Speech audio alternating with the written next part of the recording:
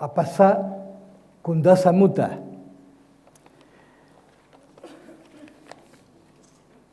Cuando me quería venir a la Universidad de Magallanes en la mañana, mi nona me dijo que me dejara tomado café con pan con jam y que me pusiera la campera para ir a hacer un encargue. La verdad es que cuando este tipo de frase yo lo doy en mis charlas que hago en el norte del país, la gente queda totalmente colgada, no tiene ni idea de lo que yo dije. Claro, yo primero los saludé en el idioma de los Yamana, del canal del Bigle, de la isla Navarino, todas esas islas adyacentes. Apasá, Kundasamuta, hola, ¿cómo estás? Así dicen ellos. Cuando los saluda de esa manera, uno tiene que responder, Hanno Hapis, estoy bien, estoy bien. Y finalmente, cuando ya se termina la conversación, hay que despedirse diciendo Alayala, una linda palabra, una hermosa palabra del idioma yagán, que yo le decía a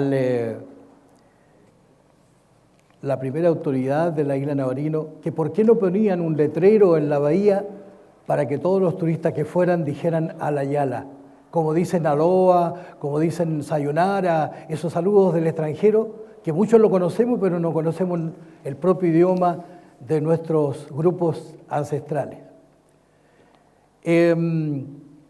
Este idioma tan especial que tenemos acá en Magallanes es parte de lo que nos comienza a mostrar esta cosa tan especial que tiene esta región. Porque somos un país diferente. Alguien por ahí acuñó una frase, República Independiente de Magallanes, que es cierto, porque estamos en el sur del mundo, acá donde ya no hay más tierra, ya solamente el territorio antártico, ya llegando al Polo Sur. Y resulta que esta frase acuñada, República Independiente de Magallanes, nos muestra, como digo, que somos una tierra totalmente diferente al resto del país. Y por eso, este mismo tipo de expresiones que yo les decía al inicio, corresponde a la influencia que nos han dejado las distintas corrientes migratorias que llegan acá a Magallanes. Muchos de ustedes a lo mejor son descendientes de esas corrientes que llegaron acá, los suizos, los franceses, los ingleses, los croatas y la gente de Chiloé que vino en bastante número acá a Magallanes. Y fíjense ustedes de que, bueno, empezamos a desglosar. Nona lo influencian los italianos, también en Croacia, en algunos sectores le llaman nona a las abuelas. Dijo la nona, que me dejara tomado café. Uno se burla a veces de la gente de Chiloé. El chilote no sabe hablar, mira cómo habla. No, es del español antiguo esas frases. Esas frases son del español antiguo. Chiloé fue el último reducto de España, de tal manera que ellos quedaron con esta influencia del castellano castizo, del verdadero vocabulario que se usaba con estos conquistadores, descubridores que llegaron a América. Dejar tomado café, con pan con jam. En la época de Puerto Libre llegaban unas mermeladas con un rótulo que decía jam, mermelada en inglés, y la gente ya a la mermelada le empezó a llamar jam.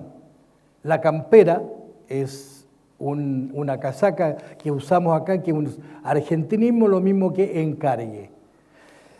De tal manera que ahí ya comenzamos a saber cómo es nuestra identidad. La identidad que de alguna manera lamentablemente no heredamos de los pueblos originarios, no los tomamos mucho en cuenta ellos para haber heredado sus cantos, sus ceremonias, esa cosa tan rica que tenían ellos en cuanto a su cultura, su religión.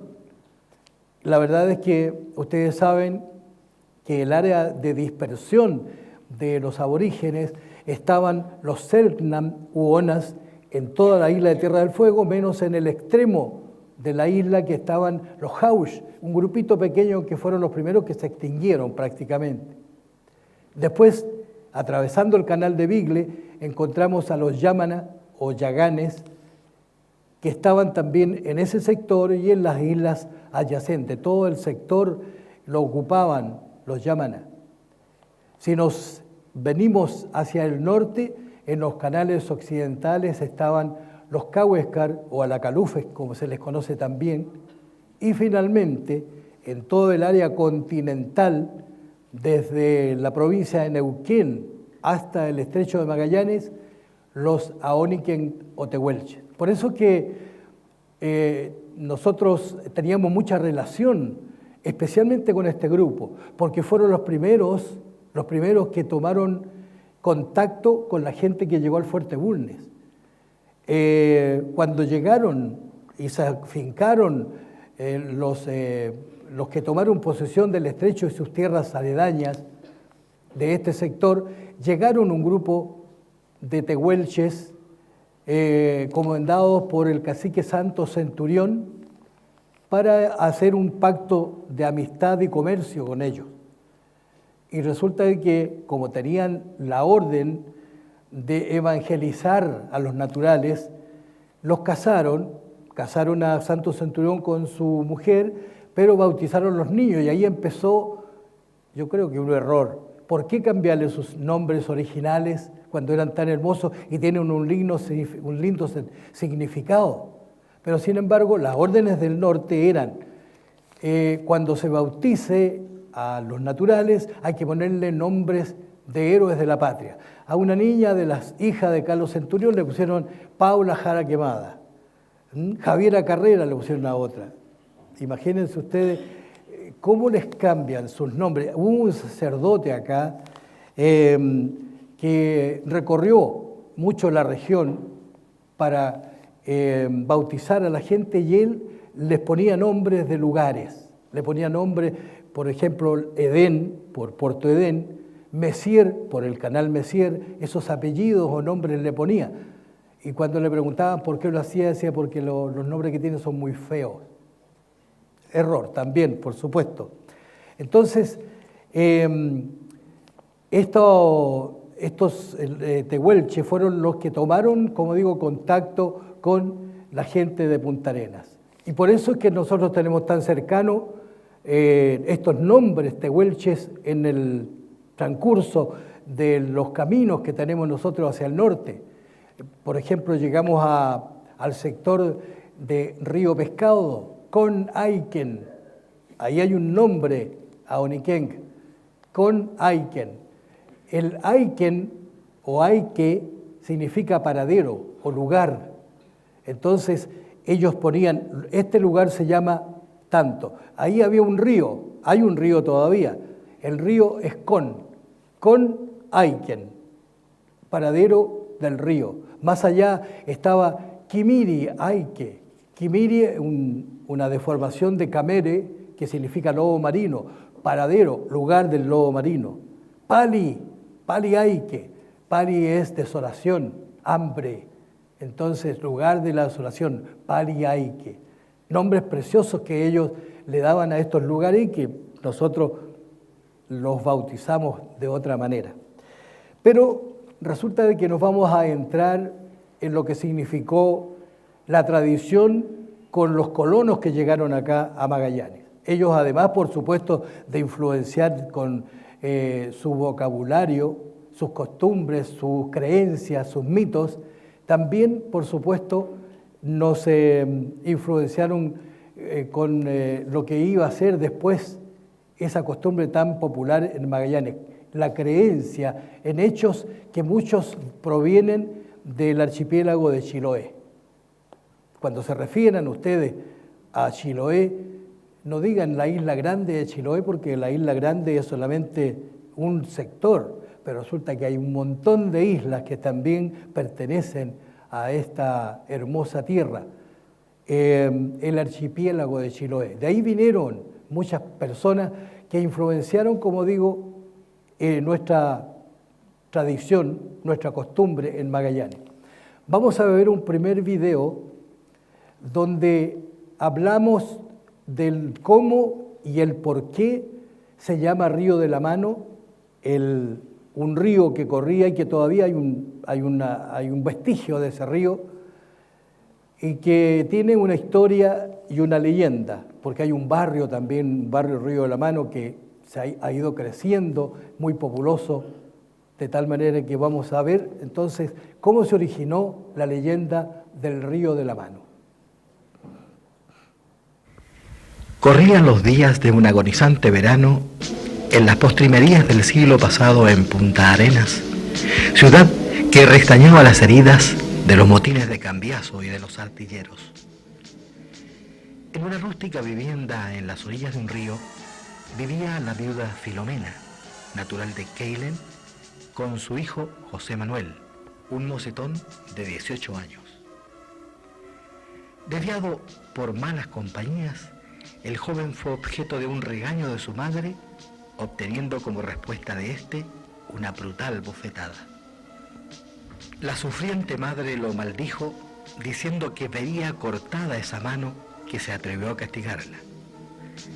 Obsesionado por la maldición, el muchacho, que trabajaba en un aserradero, en los instantes que hacía uso de la sierra, repentina e inesperadamente tambaleó y perdió el equilibrio, afirmándose en la herramienta que le cercenó la mano. Corrió el joven hasta el río, donde introdujo el cegado muñón, tiñéndose las aguas con una gran mancha roja. Y desde entonces hasta nuestros días, el río se denominó Río de la Mano. ¿Dónde termina la verdad y comienza el mito? El testimonio de José Díaz Neira, uno de los pobladores más antiguos del sector, nos permite reconstruir el tiempo. Muchos años que aquí que vivo. Aquí no había nada de esta población como está ahora, po. Eran por allá arriba, por allá, que habían algunas casitas. Aquí había una tremenda pampa donde cuidaban los milicos, piño de vaca. Bueno, aquí para arriba dicen que había un aserradero y una señora viuda tenía un hijo. Y ese hijo empezó a trabajar en el aserradero, po. Entonces se juntó con sus amigos y algo le habría dicho la mamá, po. Y no le aforró, dice, un puñete a la mamá. Sí, y entonces la mamá es que le contesta: mire, hijo, debiera haber con la mano cortada y no pegarme a mí. Dicen que al otro día no se fue a su pega y hizo marchar los motorcitos que tenía, pues. Entonces el otro, cuando ya me puso en la sierra, otro compañero le hablaba y se fijó en él, pues. Y él empujando el carrito. Ahí es cuando dice que se cortó la mano, pues. ¿Ah? Claro, el chongo lo fue a meter ahí, pues. Bueno, ahí tomó el nombre, pues, el Río de la Mano. En el que ha sido cierto, por algo le pusieron Río de la Mano, pues. Pero también recogimos otra versión de la leyenda en la memoria de don Gregorio Ranieri, heredero de una tradición de lecheros, en su día de actividad, allí donde nace el cauce del Río de la Mano. Que hace 20 años le dieron la señora con su hijo. Entonces dijo, agarra y le pegó a la madre y entonces va el chico y se corta una mano y la pone en el río y una maldición que le echó. Dijo, oye, mañana, hijo, que te va a cortar una mano. Y así fue. Agarró la sierra y le cortó la mano. Y por eso le pusieron Río de la Mano. Tal vez el suceso sea fantasía o realidad, pero en la mayoría de los casos es la imaginación popular que teje la aventura y la desventura, coloreando la realidad, integrando de esta manera el acontecimiento al acervo folclórico nacional. Es increíble cómo se van descubriendo este tipo de cosas en la medida que uno va conociendo esta región. Yo llegué hace cerca de 50 años a la zona y con esa curiosidad del afuerino empecé a investigar y gracias a los conocimientos que obtuve con las conversaciones con los pescadores, con los puesteros, con la gente, los últimos aborígenes, he podido escribir estos 17 libros de la región, uno de mi tierra, Pero resulta que en las manos de ustedes está la posibilidad de que sigan hurgueteando en desenterrar las raíces de las tradiciones de Magallanes, porque muchos de ustedes tienen abuelos vivos todavía, donde pueden ellos contarles acerca de este tipo de cosas tan interesantes.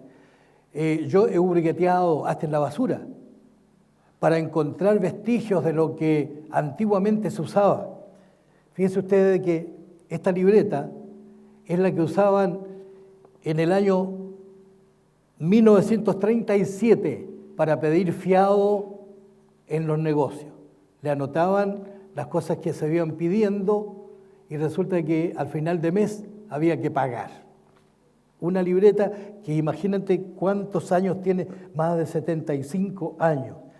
Si viajamos hacia el recuerdo en la zona rural, hacia el cerro, encontramos las lecherías. Las lecherías tenían una vaca que era la conductora del piño y tenía este cencerro colgado en su cuello, un cencerro de una lechería, un hueso astrágalo del campo, el hueso de la rodilla del vacuno, donde se jugaba, como en el dado, a la taba, un juego que se usó mucho acá en la región. Tenemos el colgador de peineta, que en muchos lugares todavía se utiliza, por supuesto que se utiliza. Y bueno, tenemos acá el mate que es tan religioso acá en la región de Magallanes, porque los que van a estudiar al norte llevan su mate, llevan su naipe para jugar al truco y llevan la bandera regional. Son tres cosas que tienen que llevar. Esto es una ceremonia del mate. El mate no se puede revolver la bombilla con los dedos cuando a uno le sirven. Tienen que servir con la bombilla vuelta hacia la persona que lo recibe.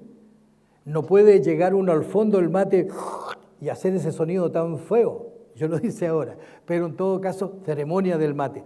Fíjense ustedes de que con el ánimo de poder conocer más acerca de la región, nos trasladamos hasta Puerto Natales. En Puerto Natales, la misión que llevábamos era de descubrir la historia de la Isla de los Muertos, el primer cementerio de Natales, el primer cementerio de Natales. Llegamos, averiguamos, dijeron, no, este lugar es particular, tienen que hablar con el cuidador que se llama Lalo Macías. ¿Dónde ubicamos a don Lalo Macías? Lo ubican en el bar de los mineros, pero tienen que ir a las 9, porque a las 9:15 está ya totalmente borracho.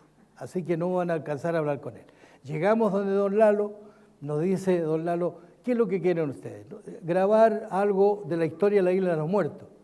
¿Pero por qué? Porque queremos algo curioso. Ah, no, pues en ese caso mejor graben a mi perro. ¿Y qué tiene su perro? Mi perro canta. Como estaba medio curado ya, nosotros dijimos, ya, le vamos a grabar el perro, pero vamos a la isla. Ya, perfecto. Llegamos a la isla, tuvimos que cruzar una lengua de mar y le dijimos a don Lalo, ¿y cómo cruzamos? En el bote. ¿Y a dónde está el bote? No, si el bote está hundido. ¿Y por qué está hundido? Porque tiene un tremendo hoyo. ¿Pero cómo cruzar? No, es que vamos rápido y ustedes mientras tanto botan el agua y yo manejo el bote. Nos arriesgamos y cruzamos, hicimos el reportaje y cuando ya habíamos terminado dice, bueno, ¿y mi perro? Pues, chuta, el perro, ya, hagámosle el perro, total, ya, estamos acá ya. Y realmente el perro fue lo mejor de este reportaje que vamos a ver a continuación.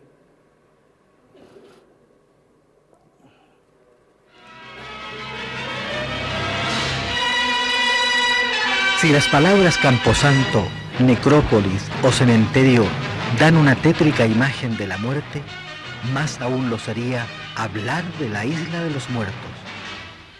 Contraria al significado de su nombre, la isla, que a simple vista se muestra como un lugar cualquiera del sector, está bellamente enclavada frente a Puerto Prat, en el seno Eberhard de Última Esperanza, conociéndose también como Isla Kruger. Usado como el primer lugar de sepultación de esa zona, el trozo de tierra está rodeado por la belleza siempre atractiva de mar, nevadas montañas y una fauna que enriquece más aún el hermoso panorama. la curiosidad de conocer la misteriosa isla nos embarcó en una aventura que nos llevó de sorpresa en sorpresa a un increíble final. Nuestros guías fueron Lalo Macías, cuidador del terreno, y su perro Pitufo, una verdadera yunta de compadres y amigos de correrías con muchas anécdotas a su haber. Quizás el único signo de la existencia de la morada de la parca eran las aves de rapiña que insistentemente sobrevolaron acompañándonos en nuestra inusitada búsqueda de lo desconocido. Más de medio centenar de tumbas, muchas ocultas por el pasto amarillento, ubican en un extremo de la isla el lugar de reposo eterno. Metálicos encuadres y antiguas lápidas de mármol son los únicos testimonios de la muerte. Peculiar habitante de la isla, Lalo Macías ha hecho de su existencia una verdadera aventura.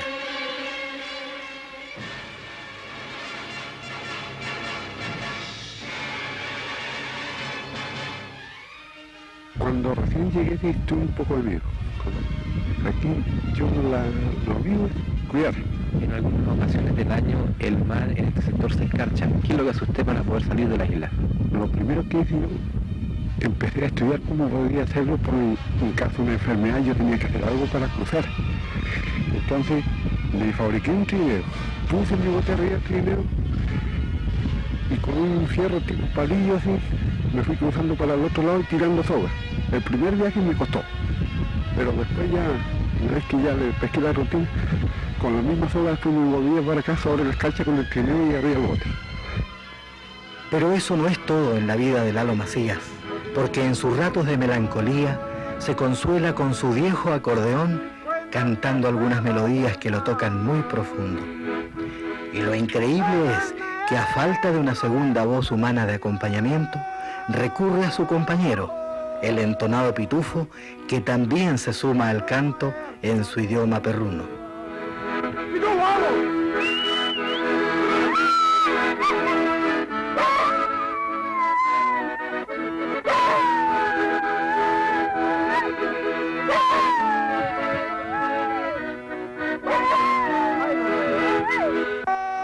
Y una vez más, el ancestral binomio hombre y perro se unen en un destino común: compartir la soledad de este paradojal espacio de tierra donde, a pesar de las cruces, ellos se han olvidado de la muerte.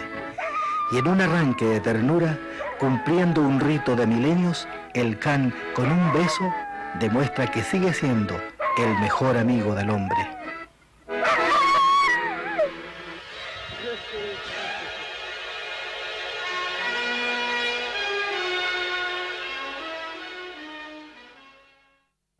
Muy tierno el pitufo de don Lalo Macías. La verdad que fue una real sorpresa para nosotros. Pero conocimos este caso y conocimos también, por supuesto, lo que le contaba al principio del río de las Minas, que por desbocarse hacia el cementerio, el primer cementerio que hubo en los sectores de Miraflores, le llamaban Río del Panteón. También cuando dice el título Lo que todo magallánico debe saber, la idea me surgió de una oportunidad que una persona me hizo una petición que le regalara un libro. Yo le digo, si usted me responde 3 preguntas sobre Magallanes, yo se lo doy el libro. Le pregunté cómo se llamó el hombre que puso para el monumento al ovejero. Me dice, sí, me dice, ese hombre se llamó Abel Oyarzún.